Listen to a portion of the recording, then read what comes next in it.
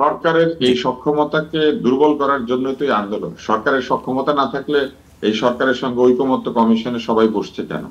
নিশ্চয়ই সরকারের সক্ষমতা আছে। এখন সেই সক্ষমতাকে প্রেশারাইজ করার জন্য, চাপ দেওয়ার জন্য, সরকার যাতে অন্যান্য দলগুলির দিকে মনোযোগ না দিয়ে নির্দিষ্ট কিছু দলের দাবি মেনে নিতে বাধ্য হয়, সেই জন্য তারা যুগপৎ রাজপথে এবং ঐকমত্য কমিশনের ভিতরে দুই জায়গাতে নতুন নতুন দাবি দাবা উত্থাপন করেছেন। কিন্তু এপিআর পদ্ধতির কারণে কি হবে? একজন স্বতন্ত্র প্রার্থী কোনোদিনই সংসদে যাওয়ার জন্য যথেষ্ট পরিমাণ ভোট পাবেন, ফলে বাংলাদেশে কোনো স্বতন্ত্র প্রার্থী ভবিষ্যতে আর নির্বাচিত হতে পারবেন না।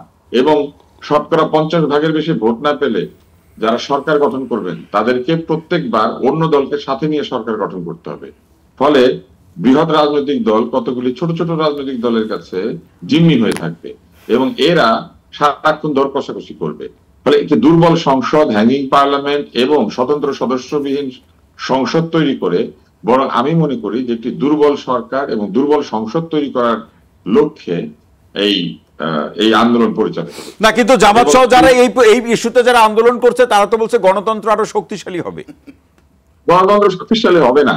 গণতন্ত্র বরং কিছু ভুইফোর রাজনৈতিক দল যারা সারা বাংলাদেশ থেকে, ধরেন আমি একটা মজার ব্যাপার বলি, এই এপিআর পদ্ধতি যদি হয় তাহলে একই সঙ্গে কোন ধরনের রাজনৈতিক জোট তৈরি করা বন্ধ করে দিতে হবে। প্রত্যেকটি দল আলাদা আলাদা নির্বাচন করবে। জোট তৈরি করে নির্বাচন করলে কি হবে জানেন? জামাত ইসলামের ঘাড়ের মধ্যে 5-10টা উঠবে, বিএনপির ঘাড়ের উপরে 3-4টা উঠবে, অন্যান্য দলগুলা মিলে আরেকটা জোট বানাবে এবং জোট বানায় তাদের পার্সেন্টেজ অফ ভোটকে বাড়ানোর চেষ্টা করবে। পার্সেন্টেজে যদি আসবা তাহলে একলা একলা দাঁড়াও এবং দেখি তোমাদের কার কত পার্সেন্টেজ। সেটাতে কিন্তু আবার তারা বলছেন না, জোটবদ্ধতা কিন্তু বন্ধ করতে হবে।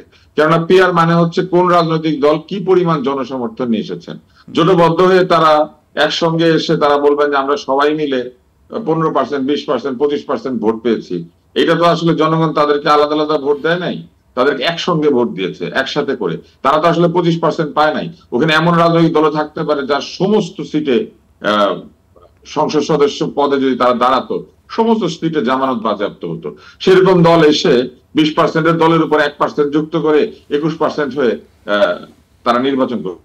তাহলে জোটবদ্ধতা সম্পূর্ণভাবে বন্ধ করে। তার মানে কি আপনি এই পদ্ধতিকে এই ছোট দলগুলোকে বাঁচিয়ে রাখার একটা কৌশল হিসেবে দেখছেন? না না, এই যে কিংস পার্টি তৈরি হয়, বিভিন্ন ভাবে উৎসাহ দিয়ে দল তৈরি করা হয়, নানান ধরনের চাপ সৃষ্টি করার জন্য, স্বার্থ হাসিল করানোর জন্য নানান ধরনের দল তৈরি করা হয়। এই প্রক্রিয়াটাকে অব্যাহত রাখার জন্য এপিআর পদ্ধতি হবে একটা হাতিয়ার। এবং এইখানে কতগুলি গায়ে মানে না আপনি মোড়ল 3 জন 5 জন 7 জনের দল তৈরি হবে, যারা নিজেদের দলের পুরো কমিটি ঘোষণা করতে পারে না এরকম দল তৈরি এবং তারা এসে বলবে আমরা তো জোটের মধ্যে ছিলাম। আওয়ামী লীগ যে 14 দল নিয়ে একটা করেছিল, 14টা দলের নাম বলতে পারতো না আওয়ামী লীগের লোকজন। তো এইরকম একটা অবস্থা তৈরি হবে। তো এইসব 14 দল, 15 দল, 20 দল, 22 দলের জোট তাহলে বন্ধ করে দেন, প্রত্যেককে আলাদা আলাদা আসতে বলেন, দেখি কে কত পার্সেন্ট ভোট পায়। আপনি দেখবেন ডাকসুতে লোকজন দাঁড়িয়েছিল এবং সেখানে কি ঘটেছে, একজন প্রার্থী নাকি তার নিজের ভোটই নিজে পায় নাই। এটা নিয়ে সে খুবই হতাশ। তো এইরকম দল কিন্তু পাওয়া যাবে যে নিজেদের ভোট গুলা নিজেরা পায় নাই। কমিটিতে যতজন আছে ততগুলা ভোট কিন্তু সারা বাংলাদেশে তারা পাবে।